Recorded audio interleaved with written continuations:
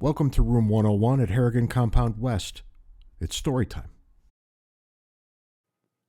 So I'm trying some Orlik Dark Strong Kentucky this week to get around the obvious problem of only smoking Latakia blends. I got this not too terribly long ago when the price dropped precipitously. And I said, oh, I should order a bunch. And I ordered 4, thinking that would be a bunch.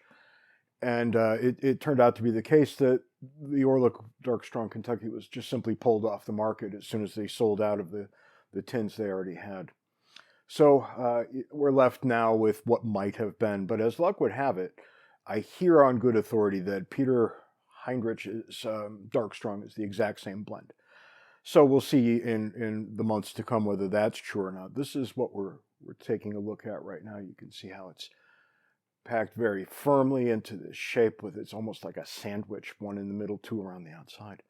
It breaks up really easily. It's not a tough thing to smoke at all. So a quick breakup in the drying bowl and I was off. Now you saw a couple of pipes as the thumbnail earlier, and I've managed to acquire 2 Boswells that seem to me to be like brothers or at least cousins. They're damn near the same pipe.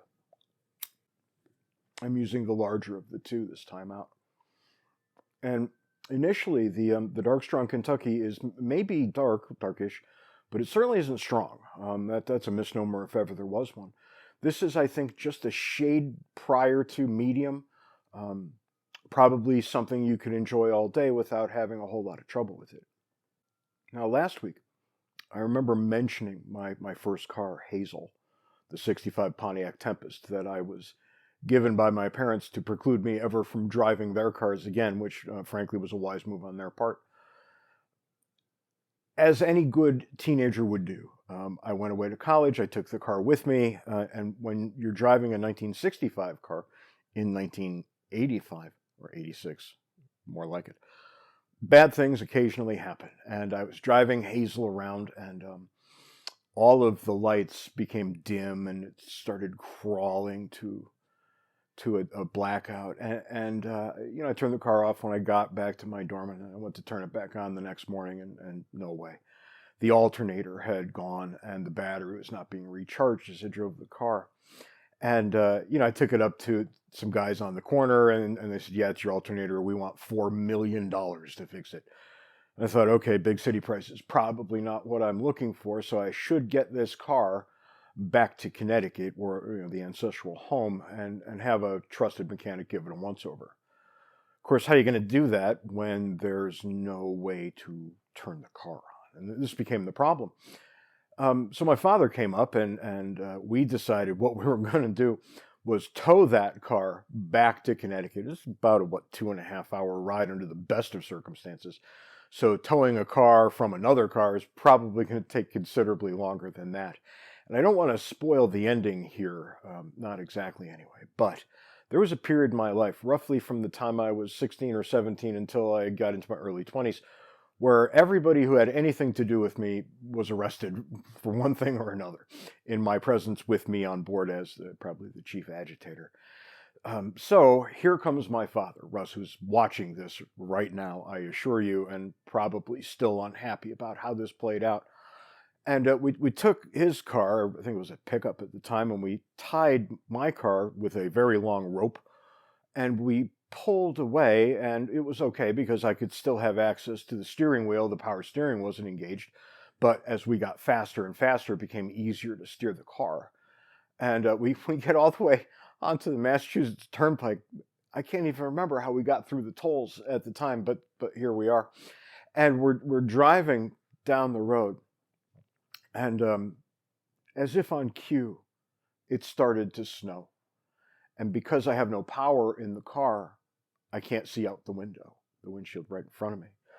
And the snow's getting thicker and thicker, and it's not blowing off. And I had one of those windows that many of you who are old, or as old as I am, are going to remember these windows. You had to turn them down with a manual crank, and there was a defect every now and again, and you would turn one crank, and the window would just shoot right down into the door, and you'd have to pry things apart to get it back up again. And the snow had gotten so thick that I decided I had to roll down the window. so I could drive the car with my head out the window, going 60 miles an hour, towing with a rope on the turnpike with no lights or any other such thing. And it turned out, while I did need to put my head out the window, this might have not have been the wisest maneuver in a series of things that were probably not the wisest maneuvers. I let the window go. It fell right down, and the car was filled with this ice cold air. And I stuck my head out so I can get a bearing looking at where the car in front of me was. It was pulling me. And somehow I had managed to get 2 lanes over from where my father was driving the car. So gently, I had to, use the mirror. I couldn't see out the back window either, and it becomes a real fiasco. And I gently get over into his lane right behind him. And don't you know, no sooner did I get behind him than we see the cop lights come on behind us. And the cop pulls us over. I think this was about in Hartford, Connecticut, if memory serves. And he said, "What on earth are you boys doing?" And we said, "Oh, we got to get the car to the mechanic." And he said, "Yeah, that's why we have tow trucks." And, of course, we were trying to save that $59.99 tow truck bill. Towing with a rope turns out to be ill-advised, and it also turns out to be illegal, because that was what the cop charged my father with as a result of this incident, as it's come to be known. So we have to pull over. We have to let the car go. We have to get in his truck and drive away. And my father is given a court date, and oddly enough, I walk away with no charges whatsoever. Apparently, he was the hardened criminal in this case. And it come to find out, he wakes up early. He drives out on his court date. It's all the way into Hartford. And the judge starts reading off the charges the way judges do. And the judge looked at him and said, "Mr. Harrigan, I see your son was driving the car." And he said, "Yeah." And he said, "How old is your son?" And he said, 19. And he said, "Oh, I kind of thought you were going to say 12 or something. Case dismissed." So that was probably the best possible outcome there could have been. I think it probably sends the wrong message. Towing with the rope was the charge, so you must never do that. But honestly, I might do it again. I don't know. It was really difficult once I got my head out the window. I have to say, I was getting what appeared to be frostbite and windburn maybe on my face. So this was not a pleasant thing, but a couple $100 later, I had a brand new alternator, and I drove the car all the way back up to Boston, waiting for the next problem, which I'm sure we'll talk about it sometime down the road. For now, I think it's sorry to the old man for getting you arrested. Shit happens. And let's maybe turn our attention back to the dark, strong Kentucky. So it's kind of dark and not terribly strong, as I said before. But I have to say, it's pretty damn good. I didn't know what to expect when I got this. I knew that tobaccos were grown in Kentucky. I never had a sense of what kind. We've all had Virginias, because those seem to make up a pretty sizable percentage of the pipe tobacco business, and cigarettes as well. But Kentucky, who knew? And the reason why I did know is because I bumped into a gentleman in part of my work-related activities, where I go to high schools and give lectures and the whatnot. A guy by the name of Howard Muncie, who is easily one of the finest instructors, teachers of any level I've ever known. And every now and then I'd be at his school lecturing, and when I was off the stage and somebody else was on it, typically Anthony Davies, who you'll meet one of these days, Howard and I would just go hang out. And he told me that one of the jobs he had as a teenager was cutting tobacco. And, they have these big tobacco baskets and things like this. And he would just go hacking it down so guys like me later on could get pipe tobacco as good as this is. And it's a shame that Orlik has let this one go. I don't know why. Maybe it'll reappear down the road. It's interesting, right? Because the Kentucky adds a completely different flavor to it.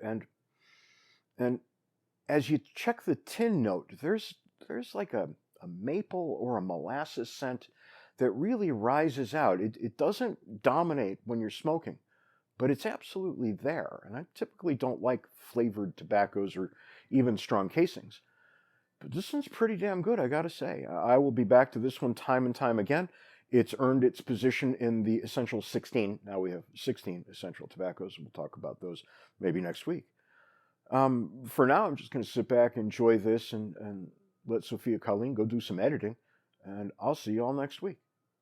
Harrigan spells Harrigan, proud of all the Irish blood that's in me. So my dealings with Howard as a teacher, as a high school teacher, I met in Kentucky. And we've been to his school probably 3, 4, maybe even 5 times. We try to go every year because he's a great teacher and he teaches great students. And it's universally outstanding. And we walked in one day, and it's strange, right? Because it's Kentucky, we can just walk in. There's not like a security guard we have to appease or any such thing. We walked in, and don't you know, there's Howard walking from around the corner. We said, "Hey, man, how you doing?" And he looked at us and he said, "What are you guys doing here?" And we said, "Well, we're here to do our program today, Howard. We have cleared this with you already." And he had that look of a man who realized that he forgot something really important. And he said, "Oh shit, go in the auditorium. I'll be there in a minute." And Howard has some juice in this school because he was able in 3 minutes, and I mean literally 3 minutes, to put almost 90 people into the auditorium for us to talk to that day. And it turned out to be an outstanding day, but it's really a testament to how well-respected and well-regarded Howard is. And I hope he's watching this and maybe weigh in on the comments a little bit, maybe tell us about his tobacco picking life as a youngster. But his teacher life was pretty damn interesting too. So happy to have met him, and I deal with him pretty constantly. And then he went and married one of my best friends. So life worked out quite nicely all the way around. So Howard, this bull's for you, buddy. I'll see everybody later.